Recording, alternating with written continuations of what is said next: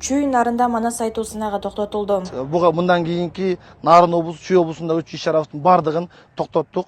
Мындай чечим 2-майда Жалал Абадтын Сузагында 30дан ашуун окуучу жабыркаган окуядан кийин чыкканын Кыргыз улуттук Манас театрынын директорунун орун басары Нурбек Талантбеков билдирди. Ал жабыркаган балдардын ата-энелерине колдоосун айтып, жооптуулар жазаланаарын кошумчалады. Бул окуяда өз билемдик менен балдардын коопсуздугун карабай, кээ бир жагдайда туура шарттарды керектүү камсыздоону жүргүзбөгөн тиешелүү жетекчилер мыйзам алдында атайын күч түзүмдөрү териштирүүнүн жүргүсүндө жооп берет.